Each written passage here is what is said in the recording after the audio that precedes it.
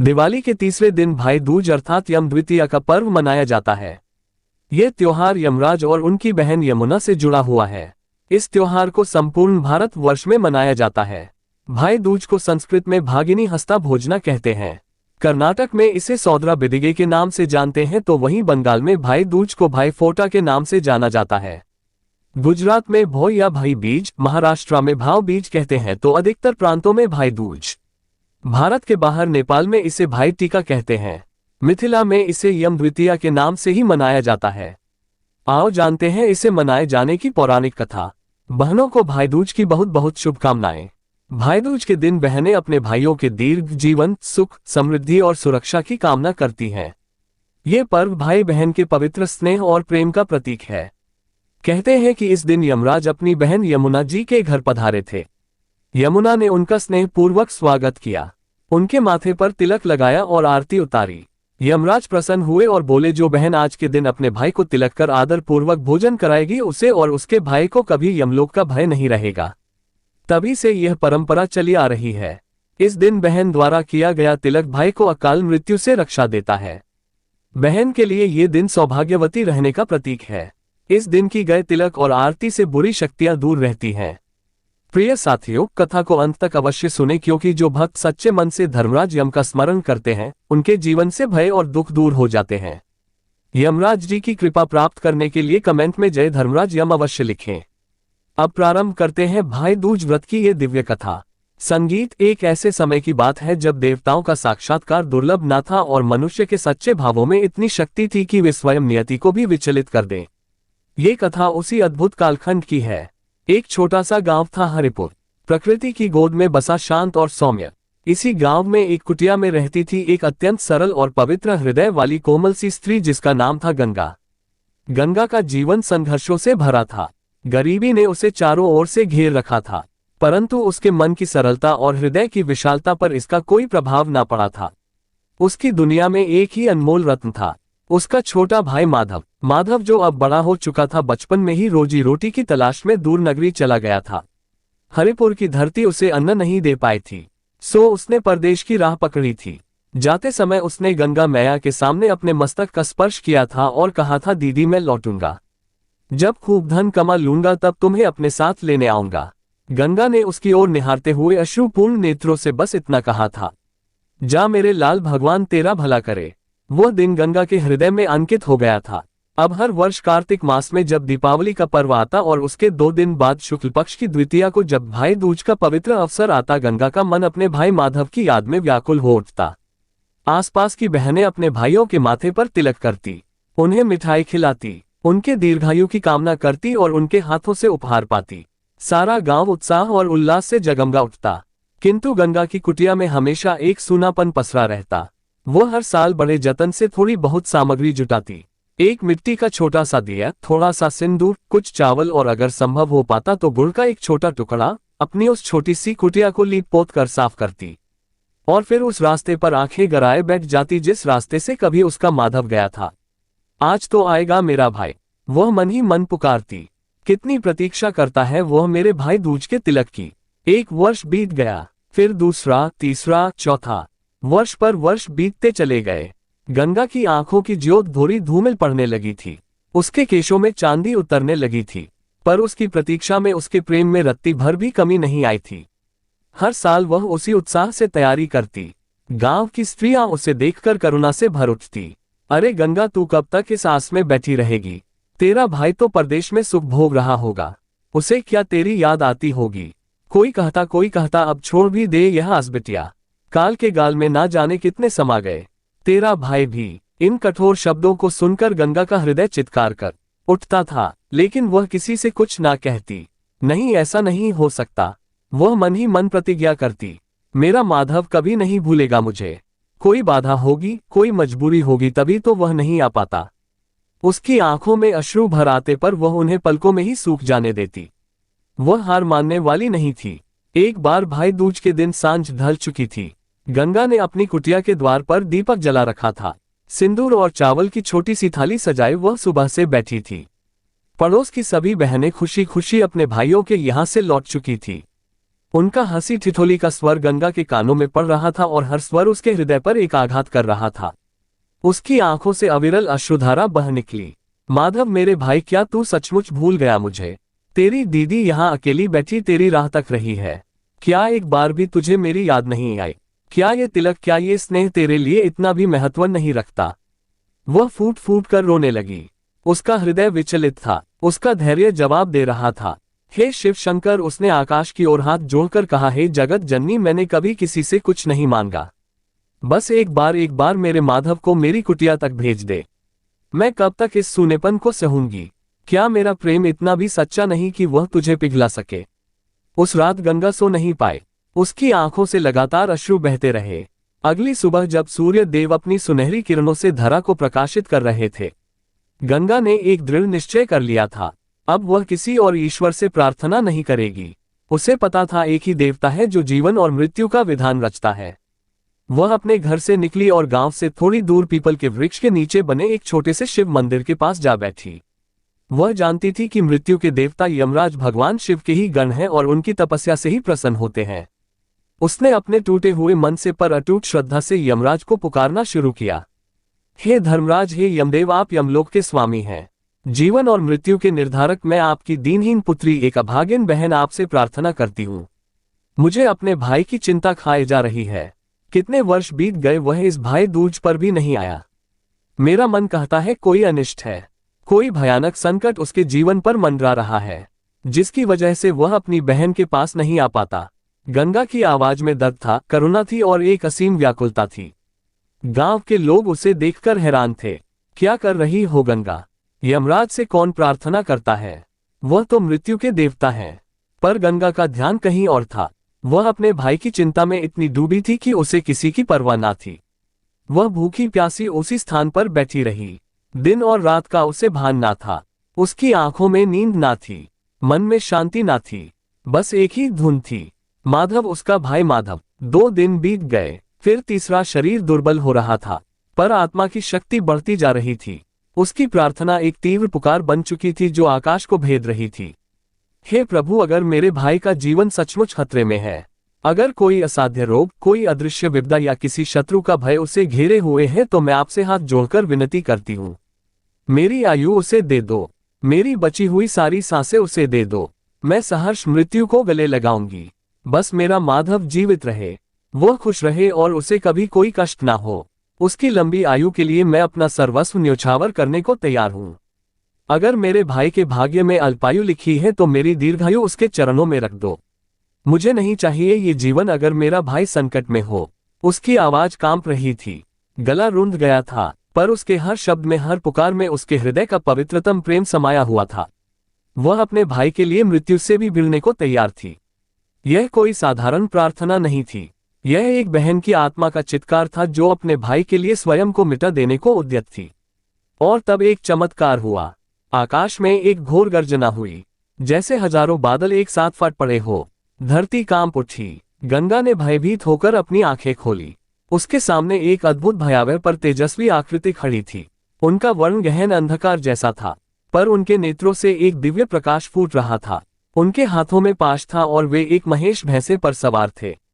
ये और कोई नहीं, स्वयं मृत्यु के देवता धर्मराज यमराज थे। यमराज की उपस्थिति मात्र से ही वातावरण में एक गंभीर शांति छा गई थी। गंगा भयभीत थी, पर उसके भय से भी भरा था उसका प्रेम। वह यमराज के चरणों में गिर पड़ी और उसके मुंह से बस इतना निकला, प्रभु। यमराज की गंभीर पर शांत आवाज गूंजी, उठो पुत्री गंगा, मैं तुम्हारी सच्ची पुकार सुनकर यहाँ आया हूँ। यह मेरा नियम नहीं कि मैं किसी मानव के सामने प्रत्यक्ष हो जाऊं, पर तुम्हारे प्रेम की शक्ति ने मुझे विवश कर दिया है। मैंने तुम्हारी प्रार्थना सुन ली है और मैं तुम्हें बताता हूँ, तुम्हारे भाई माधव पर आज ही काल मंडरा रहा था। एक भयंकर दुर्घटना आज ही उसकी प्राण लेने वाली थी। उसकी उम्र की डोर बहुत छोटी थी।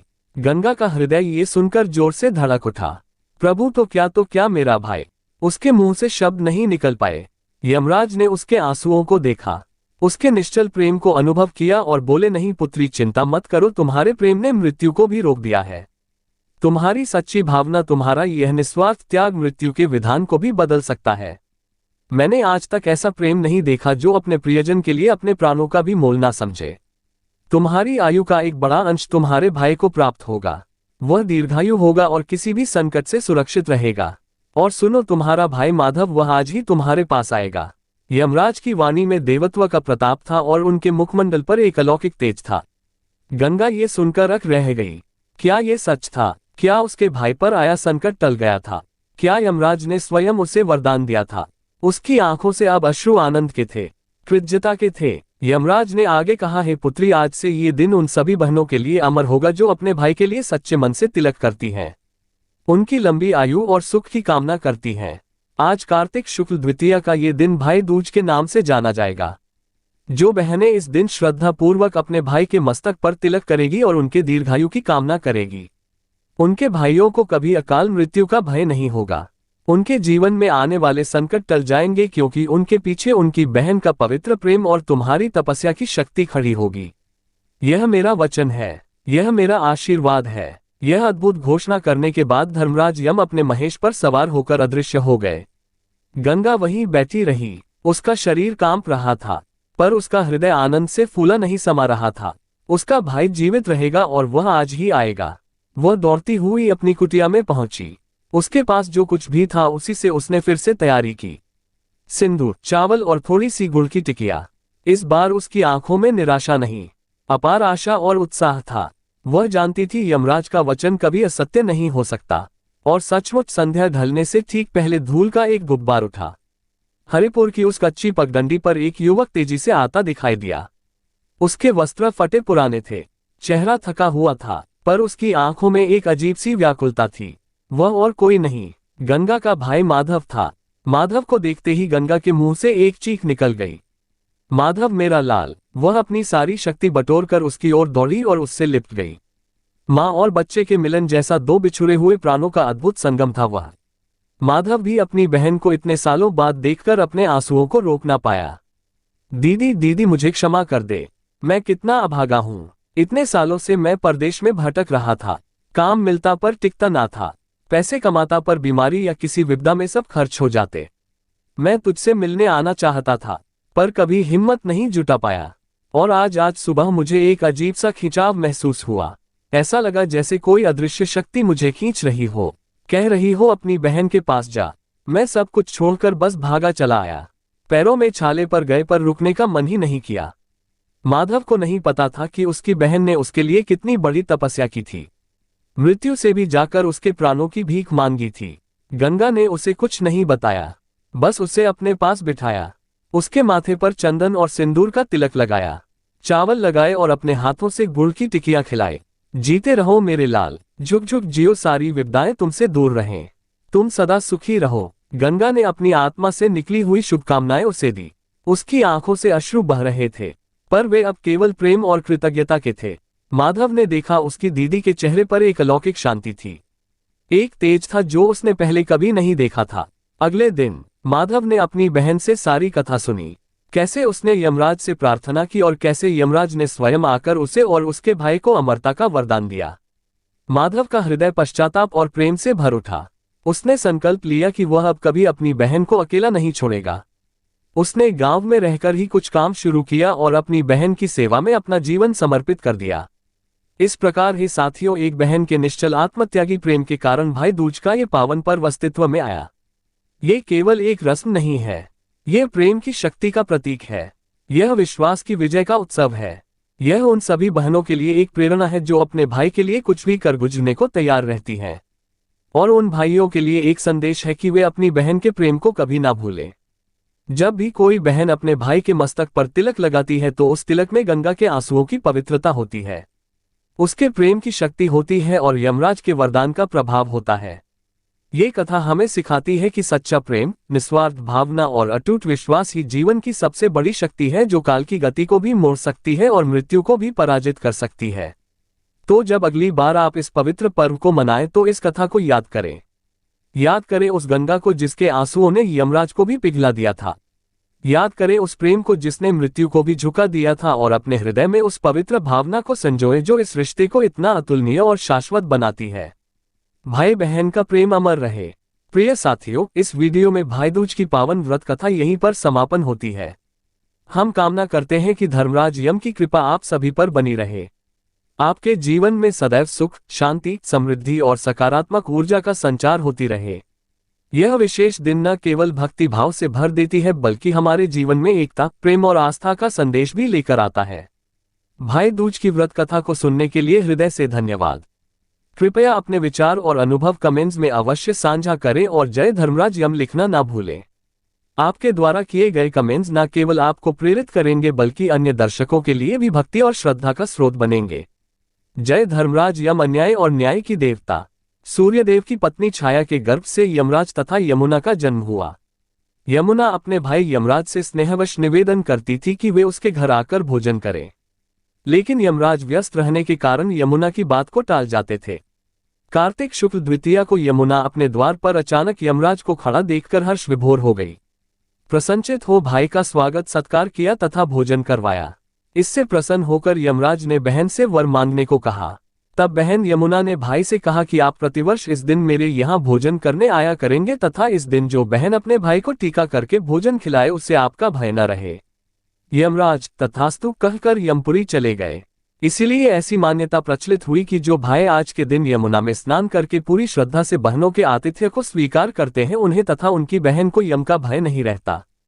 कहते हैं कि इस दिन जो भाई बहन इस रस्म को निभाकर यमुना जी में स्नान करते हैं उनको यमराज जी यमलोक की यातना नहीं देते हैं। इस दिन मृत्यु के देवता यमराज और उनकी बहन यमुना का पूजन किया जाता है। भाई दूज पर भाई को भोजन के बाद भाई को पान खिलाने का ज्यादा महत्व माना जाता है। मान्यता है कि पान भेंट करने से बहनों का सौभाग्य अखंड रहता है। भाई दूज पर तिलक लगाने का शुभ मुहूर्त और संपूर्ण पूजा विधि यहाँ जाने। भाई दूज का त्योहार हर साल कार्तिक मास की शुक्ल पक्ष की द्वितीय तिथि को मनाया जाता है। इस दिन बहनें अपने भाइयों को तिलक लगाती हैं। मान्यता है कि इस दिन विधि विधान से पूजा करने से भाइयों को लंबी आयु और तरक्की मिलती है। शास्त्रों में शुभ मुहूर्त में भाइयों को तिलक लगाने का खास महत्व बताया गया है। आइए जाने भाई दूज पर तिलक लगाने का शुभ मुहूर्त और पूजा विधि। भाई दूज 2025 की तारीख। इस साल कार्तिक मास की शुक्ल पक्ष की द्वितीय तिथि 23 अक्टूबर को रहेगी। बता दें कि 22 अक्टूबर बुधवार के दिन कार्तिक शुक्ल द्वितीय तिथि का आरंभ रात में 8:17 से होगा। वहीं 23 अक्टूबर को रात 10:47 पर इसका समापन होगा। क्योंकि उदया तिथि 23 अक्टूबर को है, ऐसे में इसी दिन भाई दूज का त्योहार मनाया जाएगा। भाई दूज पर तिलक लगाने का शुभ मुहूर्त। शुभ चौघड़िया मुहूर्त में भाई दूज मनाना सबसे शुभ माना जाता है। वहीं अमृत चौघड़िया में भी भाई बहन भाई दूज का पर्व मना सकते हैं। शुभ चौघड़िया मुहूर्त 12:05 से लेकर 2:54 तक। अमृत चौघड़िया मुहूर्त 1:30 से लेकर 2:54 तक। शास्त्रों के अनुसार शुभ चौघड़िया में दोपहर के वक्त भाई दूज मनाना सबसे उत्तम रहेगा। इसके अलावा अमृत चौघड़िया में बहनों के हाथ से अन्न जल लेना शुभ रहेगा। मान्यता है कि इससे अकाल मृत्यु का भय दूर होता है, साथ ही भाई बहन के रिश्ते मजबूत होते हैं।